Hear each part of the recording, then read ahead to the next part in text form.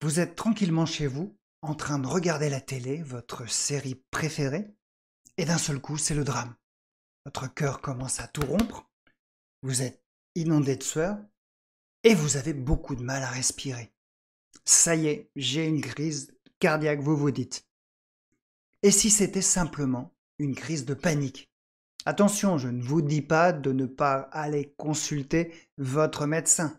Mais si vous avez fait tous les examens, il se peut que vous souffriez de crise d'angoisse ou d'attaque de panique. Je m'appelle Emmanuel Boudier et je suis thérapeute comportemental depuis 2011. Si vous voulez ne manquer aucun de mes conseils sur les crises d'angoisse, l'anxiété et le stress, abonnez-vous et cliquez sur la cloche pour être averti.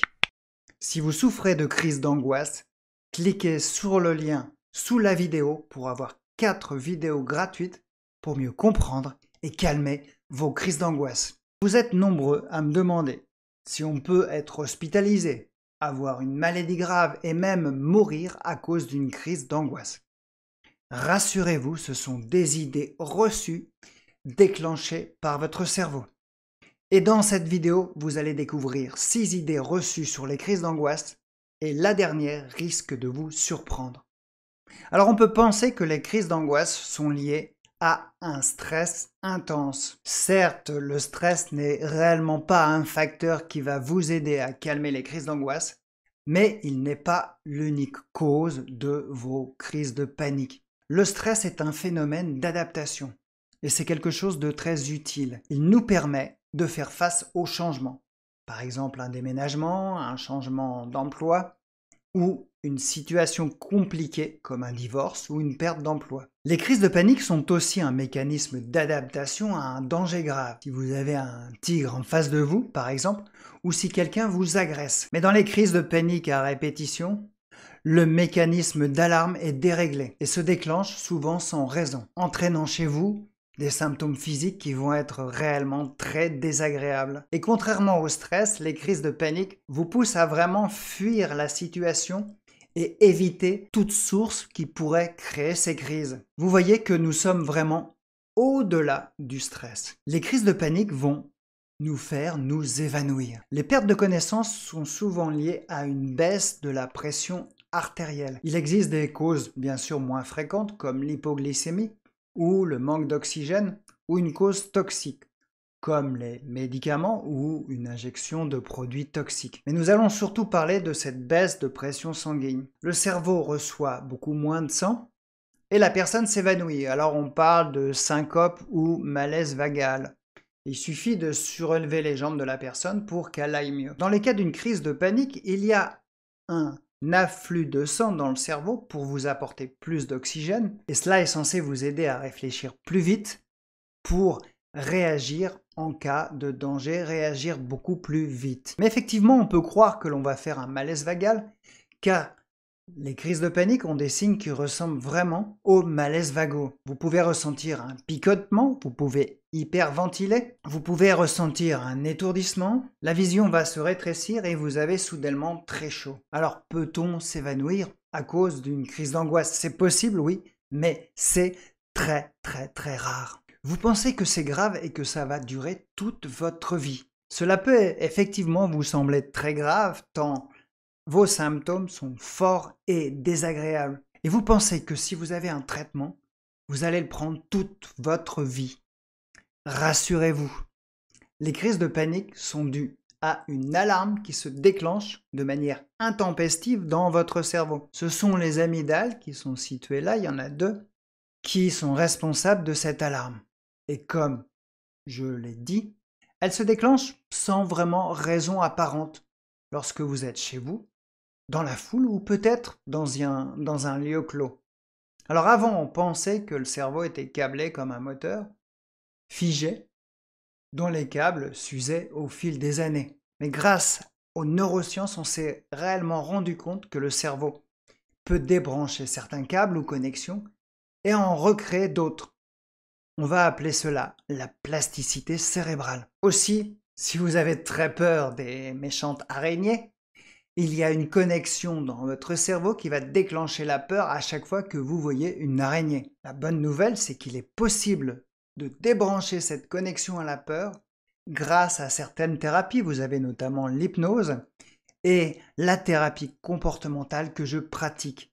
Ainsi, la connexion à la peur des araignées dans votre cerveau, qui pouvait exister depuis des années, va disparaître. Il en est exactement de même pour les crises de panique. Grâce à la thérapie comportementale, vous allez réussir à stopper cette alarme dans votre cerveau en travaillant sur votre mental, sur les émotions, mais aussi sur votre souffle. Alors non, vous n'allez pas avoir des crises de panique toute votre vie.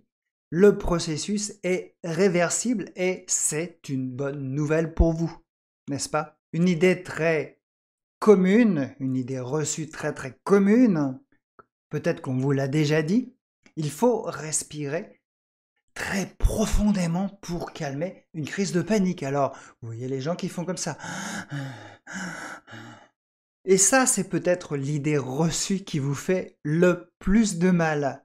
Lorsque vous avez des crises de panique, vous avez tendance à hyperventiler. Vous hyperventilez, c'est-à-dire que vous respirez plus vite et vous rejetez beaucoup plus de gaz carbonique ou encore appelé CO2.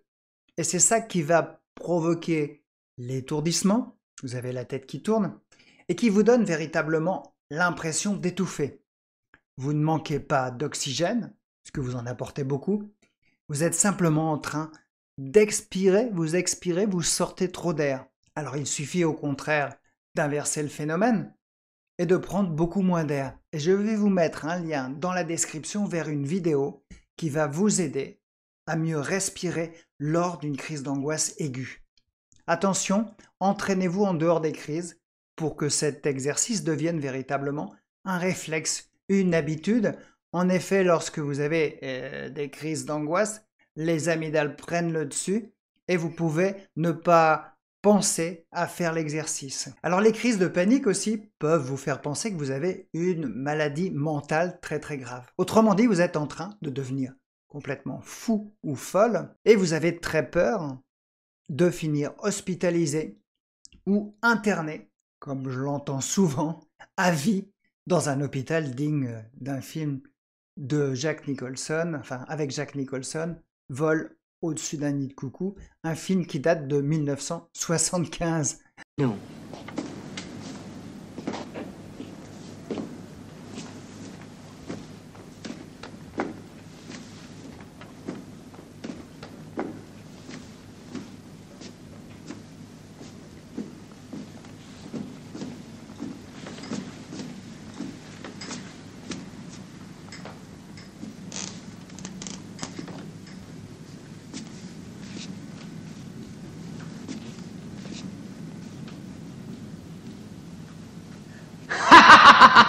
Heureusement, ce type de psychiatrie n'existe plus. Mais les crises de panique, rassurez-vous, n'ont rien à voir avec des maladies comme les troubles bipolaires ou la schizophrénie. Non, vous n'êtes pas fou. Et vous pouvez aussi regarder une vidéo que j'ai faite sur le sujet, que vous trouvez encore une fois dans la description sous la vidéo. Et si cela vous inquiète beaucoup trop, parlez-en à un psychiatre ou à votre médecin traitant. Il vous expliquera la différence entre les crises de panique et les maladies mentales graves. La dernière idée reçue qui va vous étonner peut-être le plus, c'est que vous pensez qu'il est peut-être bon d'éviter tout ce qui provoque vos crises de panique. Ainsi, si vous évitez, vous n'avez pas de crise. Votre instinct, que l'on appelle instinct de survie, peut vous amener à éviter toute situation qui déclenche les crises de panique, comme prendre la voiture, aller dans la foule, aller chez des amis et même rester seul chez vous. En faisant ça, vous pensez que vous allez ne plus avoir de crise, vous débarrasser des crises. Et au contraire, vous envoyez un signal très fort à votre cerveau que tous ces lieux sont dangereux. Et moins vous y allez, bien sûr, plus vous avez peur. Moins vous allez sortir de chez vous. Comme dans ce film Copycat avec Sigourney Weaver, elle n'arrivait même plus à sortir de chez elle, même aller dans le couloir pour attraper en fait le journal que on lui avait livré.